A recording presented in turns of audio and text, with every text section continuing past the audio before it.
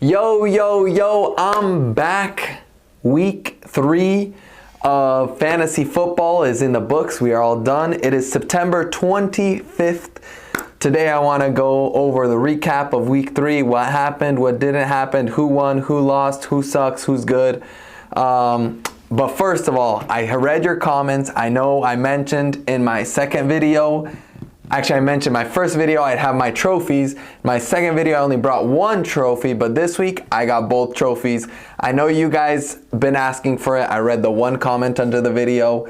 I know I'm the only 2-time champ in our league, so you guys want to see the 2 trophies, so I brought it out for you guys. Another thing is you guys are looking like, what's that background you got behind you this week? As you see, Green Bay Packers, Dallas Cowboys, NFC wildcard final, 48-32. Somebody thinks the Cowboys are good for some reason, and they think Dak Prescott is good for some reason, so they named their team after him. I don't know why you would do that. I'll talk about that later. But the big thing is, I think Dennis wants to quit fantasy football. He called me. He said he's done. He doesn't want to play anymore. His team sucks. He sucks at fantasy football. He was pissed. He knows he's bad. So, I don't know, guys. I need some recommendations, some help. We're going to need a new roast for a low score. I know I usually roast anyone that scores under 100 points if they get in the 90s. Well, Dennis only scored 91.78 fantasy points this week. 91. I mean, that was terrible. I think he's going to start going under 80 soon. Under 90 and the 80 points, maybe under 80 into the 70 points. So we're going to need to get a new roast for people that score less than 80 points, less than 90 points in the 80s, less than 80 points in the 70s. So you guys are going to have to help me out with how do I roast them even harder than I'm roasting them already. I mean, if you look at Dennis's team, his is just going downhill. I mean, in week 1, he faced the highest scoring team. But then in week 2, he faced the 3rd lowest scoring team, still couldn't get a dub.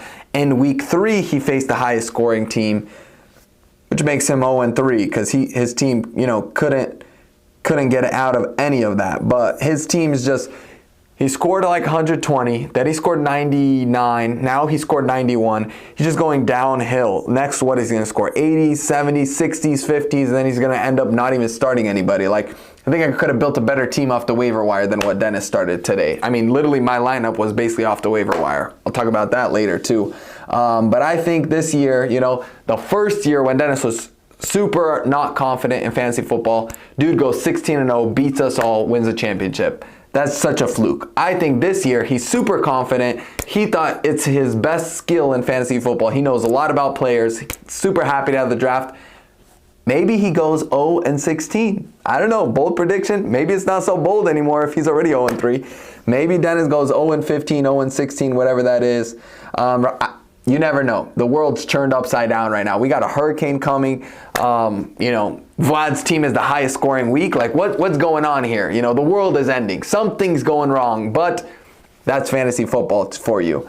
And I want to remind you, we are 20% done with the regular season. I know that sounds crazy, but we're 20% through. 3 weeks out of 15 weeks in the regular season and then 2 weeks of the playoffs. We are 20% done.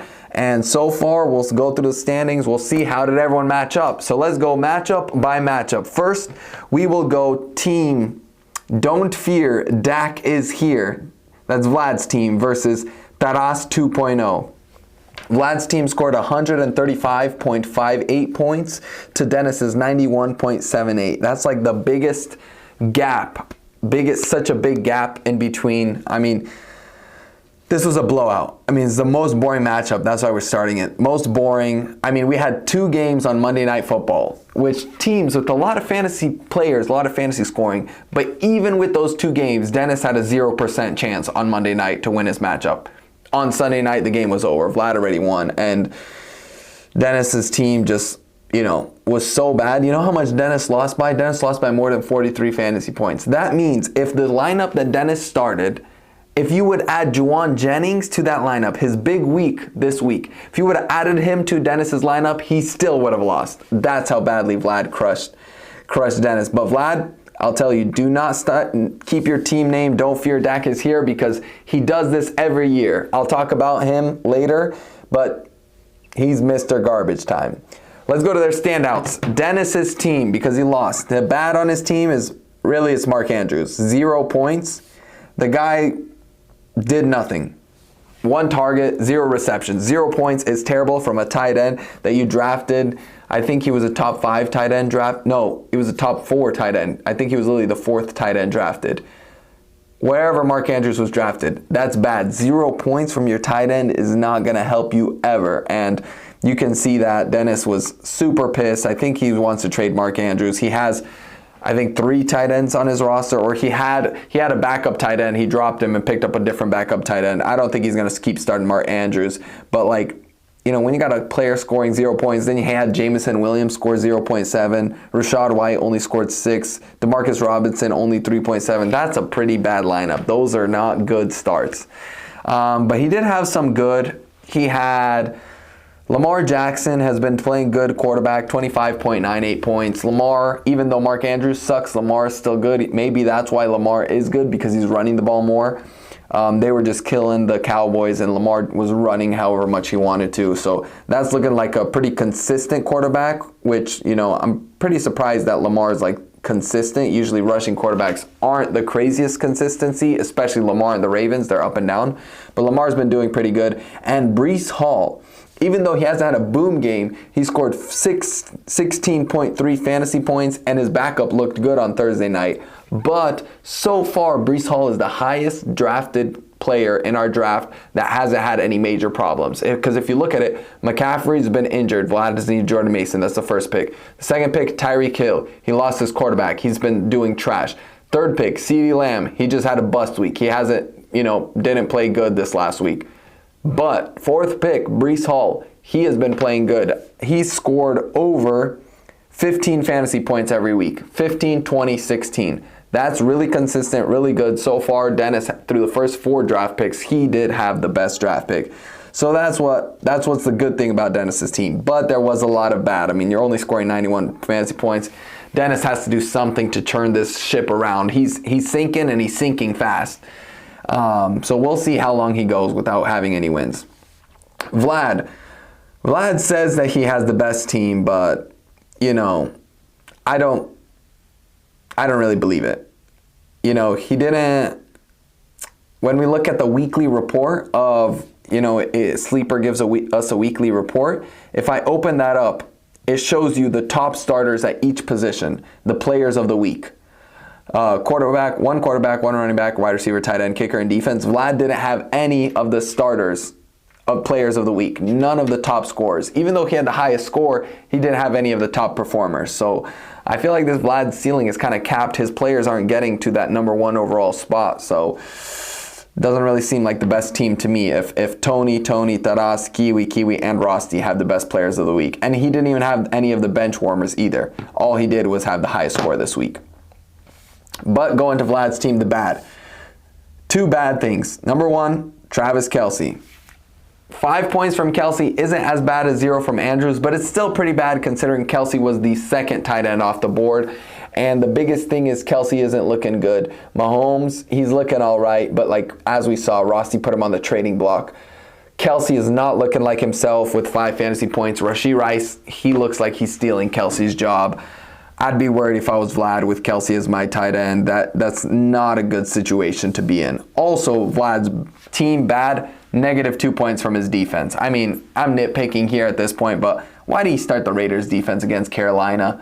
I mean, I know it's Carolina, but they started Andy Dalton. None of us expected this, but we did expect them to be better. Raiders defense -2 points, that's pretty tough. You could have scored more points, more total points for your team if you didn't start a defense. That's kind of crazy.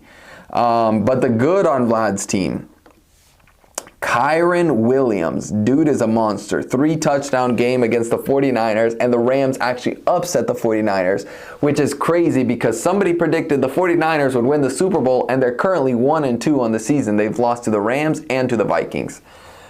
But anyways, Kyren Williams, the Rams, he helps the Rams upset the 49ers.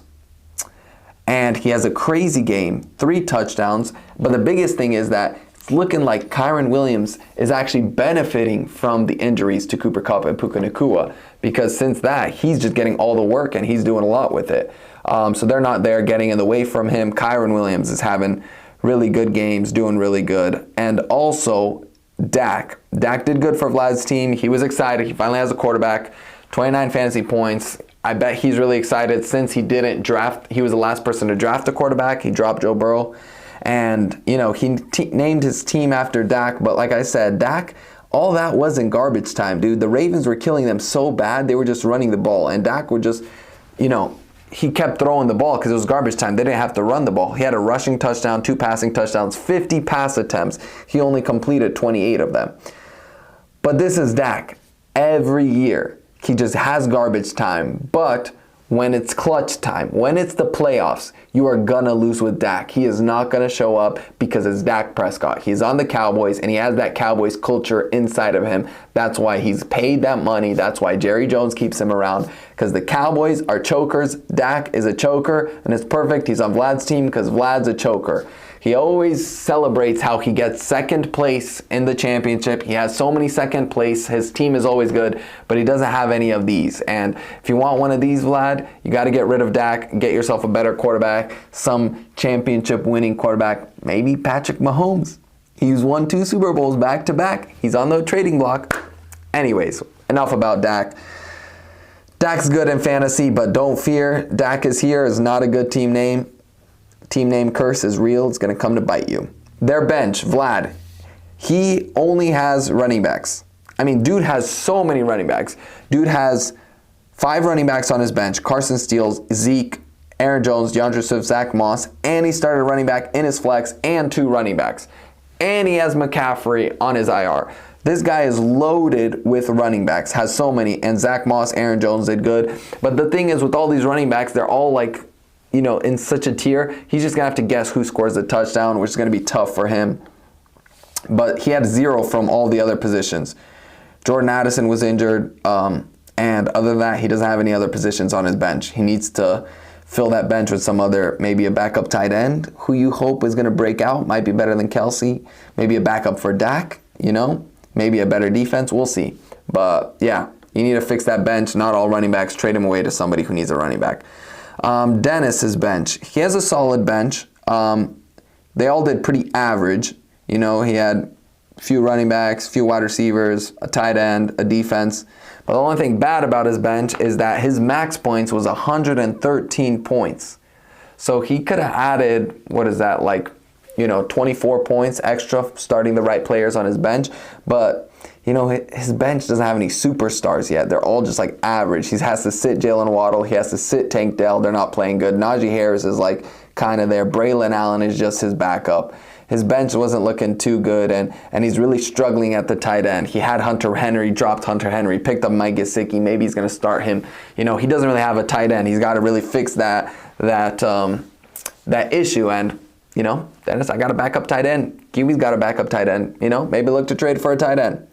All right, next matchup is we move on to Dan versus Kiwi. That's I'm on top of the world versus Marvin's room. Dan scores 110.98 to Kiwi's 103.1. It was a down game from Dan. I mean, he went from scoring 190 fantasy points last week to 110 this week. That's 80 less fantasy points. But Kiwi could not capitalize. Dan goes to 3-0. Kiwi drops to 0-3. Kiwi really needed to capitalize here. He was hoping for that miracle. Kiwi was up by like 3 points, and Dalton Kincaid was playing Monday night. Kiwi was hoping Kincaid wouldn't get the work, but he got a touchdown real quick, and, you know, Kiwi's hope was all lost. Let's go to the standouts of their game. Kiwi, the bad. I will say CJ Stroud scored 9.8 points, but Dan's quarterback also only scored 14. And just quarterbacks in general played pretty bad this week. I mean, there was a few that went off, but I feel like quarterbacks this year just overall are playing bad. So I won't say CJ Stroud because all quarterbacks are playing bad. So for Kiwi's team, I'll go to his backup wide receivers. Other than Marvin Harrison, he started Zay Flowers and Jackson Smith and Jigba, 3.8 and 5.4. That is not that's not going to get you through. With a 3 wide receiver league, you really got to get more from those wide receivers, especially since you're starting 3 of them. You can't just rely on 1 wide receiver, Marvin Harrison. Really, really bad games from both of those guys, and they're just the kind of guys where, you know, their teams were winning like crazy and they were just running the ball, and the game script isn't there. They just hand the ball to Derrick Henry or Zach Charbonnet. They killed the other teams they were playing. They didn't need to throw the ball, and that's when you don't have an alpha wide receiver. When you're the JSN, he's the backup to DK. DK's the main alpha wide receiver. Zay Flowers, he's not an alpha wide receiver. They don't need one as the Ravens. So that's just the issue when you're starting one of those kind of guys. So that was the bad for Kiwi's team. The good is he has a really good backup for Kenneth Walker. Kenneth Walker had an amazing first week, and then he got injured, and people thought Charbonnet was not going to be good, but Charbonnet, 24 fantasy points, two rushing touchdowns against the Miami Dolphins, 3 receptions on top of that. He just had an amazing game, and I don't know if people know this, but Kenneth Walker had an amazing week 1. Charbonnet on the season is the RB9, so he's been filling in really good for Kenneth Walker. Charbonnet is, you know, just killing it for Kiwi. He's really lucky. Like Vlad lost CMC. He picked up Mason. Mason's doing amazing. Kiwi's got something similar. He had Kenneth Walker, but he picked up Charbonnet, and Charbonnet's been doing amazing for him. Also, Kiwi had amazing tight ends. Even though Kincaid had a touchdown and did good for Dan, Kiwi's tight end actually outscored him. He started Jake Ferguson, who had 12 fantasy points, and he had Goddard on his bench with 22 fantasy points. 2 tight ends scoring over 12 fantasy points. People in our league would love to have that. So Kiwi's lucky with those tight ends, but just got to make the right start-sit decisions to win. Yeah, literally, if he would have started Goddard instead of Ferguson, he would have won. But moving on to Dan's team, the bad, Mike Evans, 2.7 fantasy points. It's really looking like Godwin's the main wide receiver on that team. I know we all love Mike Evans. You know, he is the alpha still. I'm not saying that, but Godwin's just been killing it in the slot. Even this bad game, they played bad against the Broncos. Godwin still had a good fantasy performance. Godwin's been looking good. So what it's really looking bad is for that bold prediction who said Mike Evans is going to score like 22 touchdowns or something. That's not looking like it's going to happen. But Godwin's also looking like he's going to outscore Mike Evans. So Mike Evans, 2.7 fantasy points is not good. Also, he was one of the teams that started a kicker this week who got 0 points. 0 points is kind of tough for a kicker. And I want to say here, all the controversy, I don't think we should get rid of kickers in our league because it's the same reason with defenses. It's the same thing with tight ends. Just because tight ends suck this year and you pick the wrong tight end to put in your lineup doesn't mean you should get rid of the tight end. A kicker, same thing. Defense, same thing. Defenses, you never know what's going to happen. A defense could have a bad week. You know, Vlad's defense got -2. He's not complaining, we got to get rid of defenses. So you can't complain to get rid of kickers because kickers score a lot of points in real NFL games. So if NFL is going to lean heavily on kickers to take the last kick to decide a game, then fantasy, we should, rely on the kicker to, help you win in fantasy. That's literally Dennis's best draft pick right now. The only one he's actually excited about is drafting Brandon Aubrey, who's looking like a stud. That guy made like a 65-yard field goal in the game, which is insane. It's only one less than the record. Okay, going back to Dan's team. The good on Dan's team. Jonathan Taylor, 26 fantasy points, and the backup running back got a rushing touchdown. Jonathan Taylor had 2 rushing touchdowns. I will say it's looking like Anthony Richardson isn't stealing nothing from Jonathan Taylor because Jonathan Taylor is that offense. They run through Jonathan Taylor. He's getting all the work. He looks good. And, I wouldn't be scared of Jonathan Taylor, which, he's right up there with the best running backs. He's just showing why skill is like one of the most important things to have. When you have that skill, you're going to get that role. They see that. Anthony Richardson can't complete a pass, so let's just hand it off to Jonathan Taylor. And when they get on the goal line or they get in the 5-yard line, 10-yard line, Anthony Richardson ain't running the ball. He's not rushing for any touchdowns. It's all Jonathan Taylor. Not looking good for Anthony Richardson. Talk about him in a bit. And also, Dan's tight end came in clutch. Dalton Kincaid, that's why you drafted him. First week he didn't perform. Second week he did all right. This week, when you need him the most, when you need him for the win, he performs. That's why you draft a higher tight end. Even if they don't perform, you keep playing him because he does this for you when you need him most. Their bench, Dan wasted 22 fab. I mean, he just blew it into thin air. Just said, let me put 22 fab on a guy named Rashid Shaheed, put him on my bench for him to score 0 fantasy points. I mean, I know everyone likes Rashid Shaheed, but for him to go and have 0 fantasy points is kind of crazy, which, sorry, Dennis, but, you know, it makes you think about picking up Jawan Jennings. Rashid Shaheed was going off, and then someone picked him up. Boom, terrible. Jawan Jennings, he went off, someone picks him up. You never know. You might have wasted all that fab. Yeah, other than that, Dan's bench was kind of average. Kiwi, he had an injured bench. Dude had, he has a guy in his IR spot, and then 1, 2, 3, 4 players on his bench that didn't play. His bench is just filled with guys that are questionable or not playing. He needs a better bench. But other than that, Goddard and David Montgomery went off. Both scored 20 fantasy points. So he's got good backup positions at those positions. You know, good backup running back, good backup tight end. He just needs to make the right start-sit decision, and he could have easily won that matchup and had his first win in fantasy. All right, next matchup, going on to Tony versus Taras, the Kansas City Chiefs versus T. Tony scores 124.12 and Taras scores 117.14. This was a game where everyone was looking at this game on Monday. It was a big Monday game. Tony had Josh Allen, Tony had James Cook, and Tony had Travis Etienne, where Taras had Jamar Chase, and he had Evan McPherson as kicker. That's a lot of fantasy players, 5 fantasy players and good ones playing, and the matchup was in the air. Taras was up, and sadly, Jamar Chase and the kicker, they tried to hold off Tony, but you know, even the 2 deep touchdowns from Jamar Chase couldn't stop Josh Allen and James Cook. Those guys went off. The Bills just literally did whatever they want to the Jaguars. Josh Allen had 4 passing touchdowns in the first half. Dude went crazy. But Jamar Chase, he tried to fight back.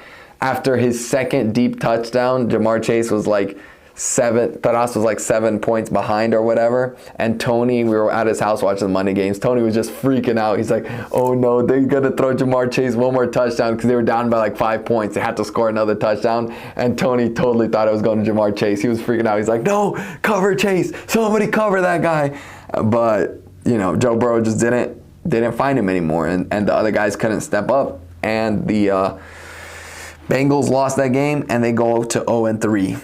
And because the Bengals lose, so did Taras' fantasy team. Jamar Chase couldn't get it done. But let's go to their standouts. Taras, the bad on his team were the Raiders. It wasn't the Bengals. The Bengals did good for him. The Raiders, Zamir White and Devontae Adams. Zamir White, 3.4 fantasy points. Devontae Adams, 6 fantasy points. I mean, when they lose to the Panthers, you expect this, that they're not going to have a good game. And just the Raiders really, I don't know why Taras is so invested into them, but they really let him down. And yeah, that really screwed him and, you know, had him lose. But the good on his team, the good, Malik Neighbors. Dude is a beast. 24 fantasy points, 2 touchdowns. I mean, they're using this guy in everything. He is their offense.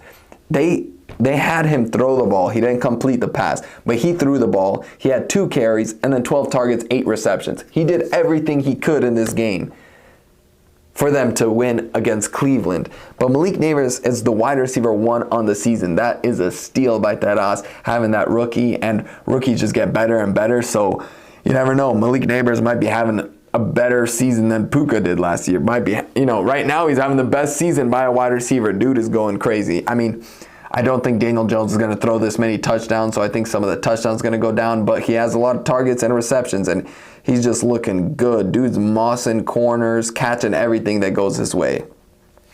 But let's go to Tony's team. Tony, the bad was his 2 wide receivers other than Chris Godwin. He had CeeDee Lamb and Calvin Ridley. 6.7 from CeeDee Lamb and 1.4 from Ridley. That's just not going to cut it from 2 receivers. He got lucky. The rest of his team went off. Saquon went off. Josh Allen, James Cook. But 6.7 from the 3rd overall fantasy pick in a game they were losing, and they had a whole bunch of garbage time. They were trying to come back.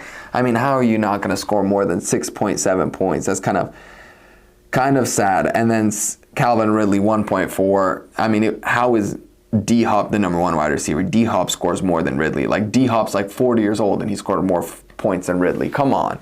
Come on, Will Levis. You got to do better. But that's why it's scary to start Ridley, because he's got Will Levis as quarterback. But the good on Tony's team, he has Saquon Barkley go absolutely crazy. Saquon Barkley, like I mentioned, 31 fantasy points. Josh Allen, 30 fantasy points. Right now, Tony's nailed his, in his draft, he's nailed those picks. He's nailed Saquon Barkley, Josh Allen. They're the RB1 and the QB1 on the season. And I don't get how this happens. I feel like Tony always ends up with the guy, the number one at his position. I mean, last year, didn't he have Tyreek Hill? And Tyreek Hill was the number one wide receiver. Now he's got Barkley, the number one running back. I'm pretty sure he always has Josh Allen on his team somehow. I mean, yeah, those two guys literally carried Tony to the win. They literally carried his team on their back. But, when we go to his bench, all those all-star running backs that Tony had last week, they come back down to earth. I mean, he still has Kareem Hunt, who didn't play, but J.K. Dobbins, Ramondre Stevenson, they both suck now again.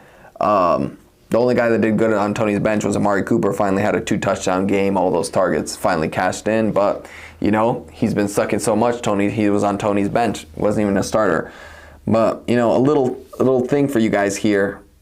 An almost trade. Last week on Thursday, me and Tony were talking about a trade. I was thinking I need a backup running back because I had my 2 starters were injured. So we were talking on the phone, and Tony liked Cooper Kupp, and I wanted to get one of his running backs. I couldn't trade for James Cook or Saquon. They were just too high of a price. So we were about to do Cooper Kupp and DJ Moore for Ramondre and Chris Godwin, because I really like Godwin.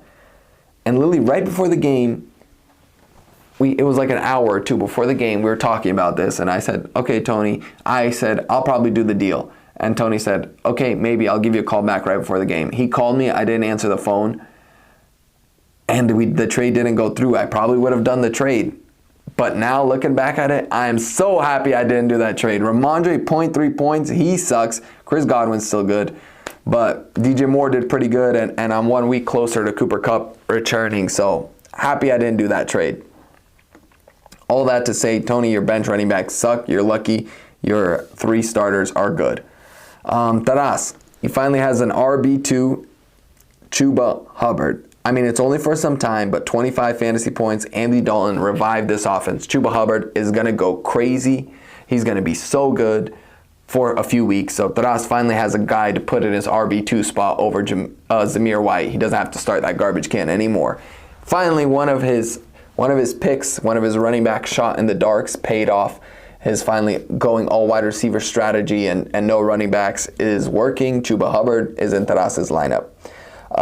Also, Terry McLaurin, he did score 18 points. He did have 100 yards, 1 touchdown. But we'll still see. I know I don't like Terry McLaurin. Taras really does. We will still see how Daniels does. Jaden Daniels looked like an amazing passer. He only had 2 incompletions that game. And that game, the Commanders versus the Bengals on Monday night, was the first game that in NFL history that had 0 punts and 0 turnovers. Every time the team got the ball, they drove down the field, they scored points, which is crazy. I don't think that Jaden Daniels is going to do that all the time. He's a rookie quarterback. Terry McLaurin had a few deep shots. Jaden Daniels missed him on one. He converted on the other. We'll see how it goes. I don't think they're playing the Bengals defense every week, so I don't know. I'm still not the biggest believer in Terry. But he did good on Taras's bench.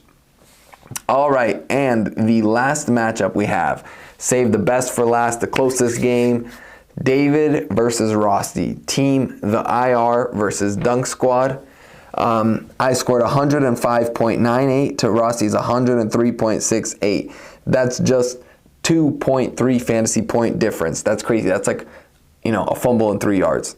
That's the difference between our matchup. Finally take Rosty down. Everybody's been so close with Rosty. He's been at 105 points every week, and he was 2-0, about to be 3-0, but my team clutched up. They came back. Rosty literally has the lowest points points for in our league, and he was 2-0, trying to be 3-0. That would have been crazy. Lowest points for and 3-0. But I couldn't let that happen. I took him down. I said, Khalil Shakir, get in my lineup, score me those points. He gets it done Monday night. You know, who would have thought? Let's say three weeks ago, right after the draft, I tell you, in week 3, I'm going to be starting in my lineup. I'm going to be starting Brian Robinson as my RB1, Samaje Perine as my RB2, and Khalil Shakir my flex. You would have said, I have no chance of winning, and I thought the same thing. But my boys came through. Khalil Shakir. I had Kyle Pitts in my flex spot, but on Sunday I picked up Khalil Shakir. I'm like, I can't trust Kyle Pitts, and good thing I didn't. Khalil Shakir had 16 points for me to get me that dub. Let's go to standouts. Rosty, the bad on his team. First of all, his kicker scoring 0 points. Lily, if his kicker kicked 1 field goal, scored 3 points, he would have won. That's crazy. That's how much a kicker makes a difference. That's why he was complaining, saying he wants no kickers. But like I said, gotta have kickers, because if your kicker scored you 20 points, you would be so stoked. You would love kickers. But the really bad thing on Rossi's team is Tyreek Hill, 5.5 fantasy points. Even they had a whole game plan knowing Tua's not going to be in the game. They still couldn't get it done, couldn't get Tyreek Hill the ball, couldn't get him a lot of work. He's falling down rankings. I mean, this guy's not the wide receiver 2 anymore. You know, you got to be a couple of weeks till Tua comes back. You know, he still has a backup quarterback, or now a double backup because their backup got injured. He should still be good. He's that talented, right? It's Tyreek Hill. Nope, I guess not. I guess he's not that good. But, you know, it's the same argument people use for Justin Jefferson, that he has no quarterback. But he was still good. Really makes you wonder. Really makes you wonder. Justin Jefferson, Tyreek Hill. I wonder who's the best receiver in the league. It has to be Justin Jefferson. Dude performs with Sam Darnold. Tyreek Hill can't perform with Skylar Thompson. That just tells you who's the best receiver in the league. But Tyreek Hill, big disappointment. Also, Brandon Ayuk, he scored 7.3 points. It wasn't the worst, but the fact that Jawan Jennings scored 41 points, that was pretty sad. Ayuk had literally no one else on that offense, and he couldn't convert. That was really like, I was just such a sigh of relief every time Jawan Jennings scored. It was crazy. But the good on his team, Derrick Henry, I was so pissed watching that game. 30 points. He looks so good when the Ravens are winning. If the Ravens are ever winning a game, GG to whoever's playing Rosty, because Derrick Henry looks like vintage Derrick Henry. It just helps him so much that Lamar can run the ball, because Lamar goes crazy on the ground, Derrick Henry goes crazy on the ground. I feel like they never have to pass the ball. They got those two guys. They could run over any team unless the other team is winning. They got up on the Cowboys. They just said, Derrick Henry, here's the ball. Carry it 25 times. Have 150 yards and 2 touchdowns. Dude is going to be a beast whenever the Ravens are winning. Dude is so good. But moving on to my team, the bad, Anthony Richardson. This guy stinks. He sucks. Second week in a row, he has a bad week. This week he has 5 fantasy points. Dude leads the league in interceptions, has 50% completion percentage. I mean, it just makes it even worse for me, because I had Jaden Daniels, who scored 28 fantasy points on my bench. If I lost because of Anthony Richardson, I would have been so mad. But good thing I took the dub. But Anthony Richardson, I don't know what's wrong with him. He literally can't, just can't perform in that offense for some reason. He really looks bad. I mean, that interception he threw in the red zone, he should have it. He's so good at running the ball. He throws the deep ball so good, but he just can't make the simple throws sometimes. But you never know. Maybe he'll learn. I'll put him on my bench and we'll see. The good on my team, though, Rashee Rice, 23 fantasy points. He's taking over Travis Kelce's role. Everything in the short game. He's literally like their tight end, but he's way faster. He's a wide receiver. He's getting covered by linebackers. Rashee Rice is going crazy this year. Right now, he's the wide receiver 4. That is insane. With Patrick Mahomes, who's been, playing pretty bad, Rashee Rice is going crazy. He's Mahomes' favorite target. It's not Kelce anymore. And I feel like, Kelce might just keep dropping because Rashee Rice will keep rising. And there was even one play where the commentators or somebody said Juju stole Roshy Rice's touchdown because Juju literally was in the slot. He ran a slant for it was like a 10-yard touchdown or something. Ran a slant, Patrick Mahomes dumps it off to him, and he just runs in for the touchdown. It was like such a Roshy Rice play, but they just put Juju there instead. So Roshy Rice could have even had more points. Dude is so good. But going to my bench, Jaden Daniels. This is the only reason I'm not pissed at Anthony Richardson is because I have him as a backup quarterback. It's a good backup quarterback. 28 fantasy points. Dude looks good. Only 2 incompletions. I mean, dude looked amazing. We'll see how he does against better defenses. But Jaden Daniels is legit. So far, he's looking like the best rookie quarterback. Really makes you think. 2 years in a row, the team took the wrong quarterback with the first pick. The Bears took Caleb Williams this year. Jaden Daniels is looking like the better quarterback. Last year, the Panthers took Bryce Young. CJ Stroud looked like and is the better quarterback. Maybe GMs don't even know what's going on. They don't know what kind of quarterback is good. Maybe college is totally different from the NFL. Also, I had Bucky Irving on my bench. Dude had 9.9, nothing crazy, 9.9 fantasy points, but he was the backup. Rachaad White was the starter who only scored 6. I know you guys watched that Bucs game. Bucky Irving looks like the better running back. I wouldn't be surprised if soon he's the RB1 on the Bucs. He takes over that role. Rosty's bench, he had Devin Singletary go off for 16 points and Deontay Johnson go off for 22 points. Deontay Johnson looks amazing with Andy Dalton. Dude looks really good, and I think it helps him that Adam Thielen got injured. Now he's going to get even more work. Dude, all of a sudden, he gets revived. Rosty has another wide receiver to put in his lineup, somebody that looks like he's going to be amazing. I mean, 14 targets, looked great. The Panthers were just scoring at will against the Raiders. Deontay looks like a really good play. Also, one more thing I got to get into. I'm kind of transition since we're on Rosty's team here. Players that are on the trading block, just to remind you all, they were either out last week, this week. Number 1, Patrick Mahomes is on the block. Rosty's done with him. He's done with all this Mahomes stuff. He don't want no more Mahomes. He is fed up with Patrick Mahomes. He is on the trading block. So, if you believe in Mahomes in fantasy, you can go out, shoot him an offer, see what you can give up for Patrick Mahomes. Also, other players, Dennis. Basically his whole team. Jalen Waddle, he sucks without Tua. Dennis puts him on the block. Dennis, you're not going to get as much as you think for Waddle. Puka Nacua is on the trading block. Dennis desperately needs a win. He's 0-3. That's somebody that I'd look into trading for, but I got Cooper Kupp.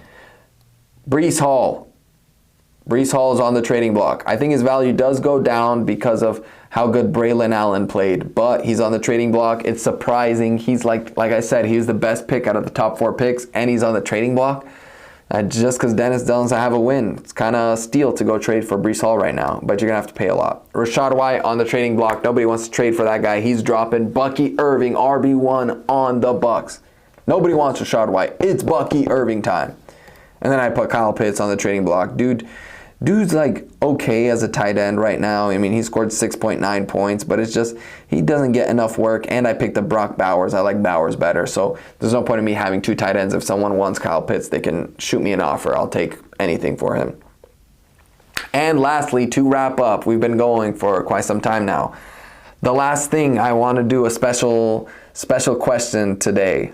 This week, I heard somebody ask, what would you do for a fantasy football win? For a win in your week in fantasy football, let's say this week, for a win, what would you be willing to do? And their question was, would you be willing to clean a bathroom for a win? And they said obviously yes, and I think it's an obvious yes for anyone, bro. Fantasy football is life. Everybody wants to win. Everyone wants to win. I would so clean a bathroom over in like 5-10 minutes. You get a win? Heck yeah. But I have some other ones. Would you have your NFL team lose so that your fantasy football team could win? The team you're a fan of. I know most of us fans of the Bucs, basically all of us. Would you watch the Bucs lose to have your fantasy team win? Or the Bucs win and your team lose? What would you choose? That's an interesting one. What about even worse? What about everywhere you drive for that week, you have to drive 40 miles per hour or slower? Everywhere you go. You can't go faster than 40 miles an hour. Would you do that for a fantasy football win that week? And how many weeks in a row would you do it for? What about pay $20? Would you give up 20 bucks for your fantasy team to win? What about shave your head? Would you shave your head? Okay, not for one win in a week, obviously, but for one of these bad boys, would you shave your head to know that your team's going to win the fantasy football championship? Just some food for thought. I think some people without these definitely would do it. I don't even think about that because I'm skillful enough to get one without these kind of things, but it's kind of fun to think about. I'll go over them again and I'll tell you which ones I would and wouldn't do. Clean a bathroom, obviously I would do. Have your NFL team lose for a fantasy dub? No, I'd probably choose NFL team. It's just cooler NFL team. You want your NFL team to win. I think that's better. Because you have more fans that root for the team and, you know, everyone's happy when your team wins. But fantasy, it's like you just get to gloat over one person and that's it. And you get to, you know, walk around and make fun of people, but it's only for your league. I'd choose NFL team. Have to drive everywhere under 40 miles per hour? No shot, dude. No way I'm doing that. That's too slow. You're driving on US 19, driving on 75. You have to go 40 miles an hour. You know how slow? That's basically driving a moped everywhere. I am not driving no moped everywhere just so my fantasy team could win. And then pay $20? Nah, 20 bucks. Are you serious for a fantasy dub? No shot. That $20 is worth it to me to keep. I don't care if my team loses. I'm keeping that 20. Shave my head. You never know. You never know. No, I'm kidding. If it was for a three-peat, that would be a different question. But just for one trophy, I already got 2 of them. I don't have to worry. You know, I'm set for a couple of years. I don't have to worry about it. I won in 2024, the 2024 champ, so I don't got to worry about it anymore. But that's just interesting to think about. Let me know what you would be willing to do. What would you do for a Klondike bar? For a fantasy dub. But yeah, let me know. And maybe you have some other ones that you'd be willing to do, some other interesting questions you're wondering if people would do. But to close it out, I know I've been talking for a while. Last update of week 3, and we move on to week 4. The standings. Number 1 place, Dan. He is 3-0. Still, Dan is undefeated. 3-0. We'll see how long he can keep that streak going. Second place, Tony, 2-1. Third place, me, 2-1. Fourth place, Vlad, 2-1. Fifth place, Rosty, 2-1. Sixth place, Taras, 1-2. Seventh place, Kiwi. Eighth place, Dennis. Both are 0-3. They're both still winless. We will keep track how long, how many weeks. I think, Dennis, you can do it. You can be the best at something. You can be the best at losing. I think you can go 0-16 or 15, however long we play for.